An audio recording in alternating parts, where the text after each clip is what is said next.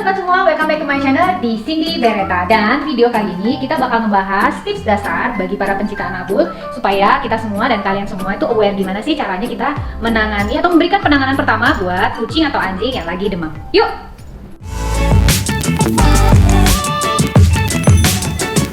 Normal kucing dan anjing antara 38 sampai 39 derajat. Kalau misalnya di antara itu ada lebih dikit atau kurang dikit itu masih nggak apa-apa. Tapi kalau udah lebih dari 40 derajat ke atas atau di bawah 37 derajat, itu berarti tandanya ada sesuatu yang nggak beres sama mereka ya. Disclaimer ya teman-teman, video ini dibuat adalah untuk sharing informasi dan juga pengalaman pribadi ya. Jadi tetap kalau kucing teman-teman atau anjing teman-teman itu mengalami demam yang tinggi, jangan sampai tunggu lama-lama lagi, segera dibawa ke dokter untuk dapat penanganan secepatnya. Demam itu bisa disebabkan oleh berbagai macam penyebab.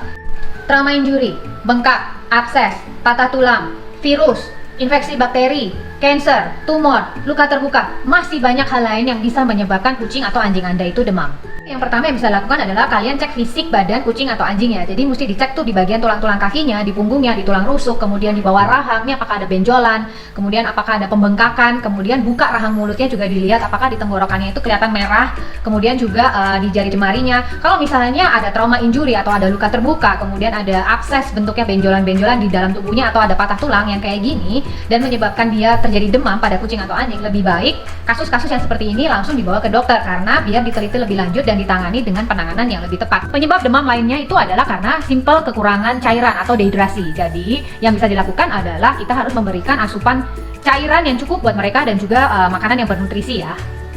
Nah kalau misalnya mereka itu ternyata tetap nggak mau makan sendiri ya, jadi apa yang harus kita lakukan? Kita mesti memberikan dia asupan yang makanan atau nutrisi itu disepetin jadi teman-teman. Jadi, nah kalau ternyata disepetin juga masih nggak bisa juga, masukin cairan dengan cara lain yaitu diinjeksi. Bisa dengan menggunakan IV yaitu lewat venanya atau subcutaneous ya.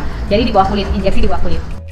Dan juga kita juga bisa memberikan tambahan suplemen atau vitamin ya buat para anabul kita. Misalnya kayak kita kasih vitamin B kompleks itu bagus buat nafsu makan. Kemudian ada juga yang fish oil atau omega 3, kemudian juga vitamin-vitamin folic acid, kemudian juga selenium dan vitamin yang lainnya. Tapi kudu diingat ya teman-teman, jangan sembarangan kasih vitamin dan dosisnya itu kudu tepat. Karena apa? Beberapa vitamin itu kalau dikonsumsi melebihi dari dosis yang dianjurkan, itu malah bisa bikin sakit atau keracunan.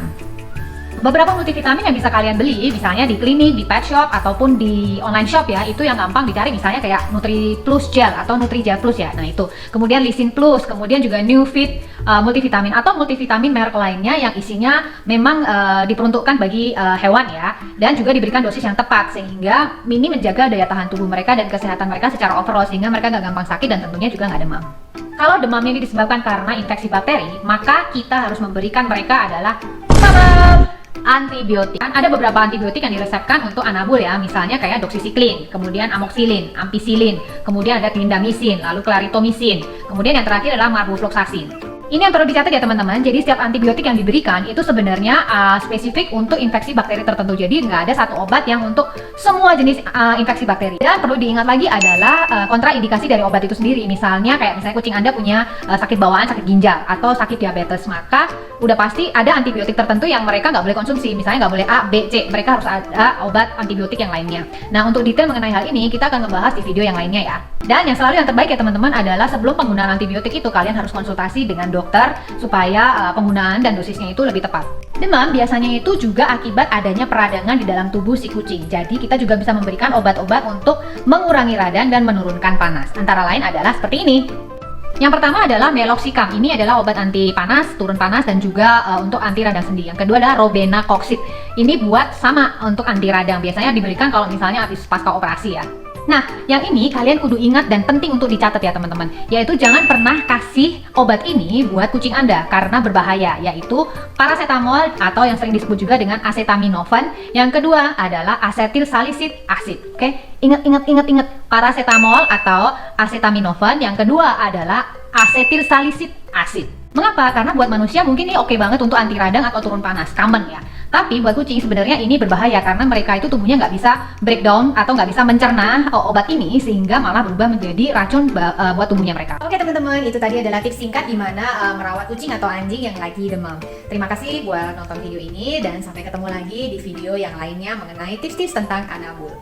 Ciao, miau miau.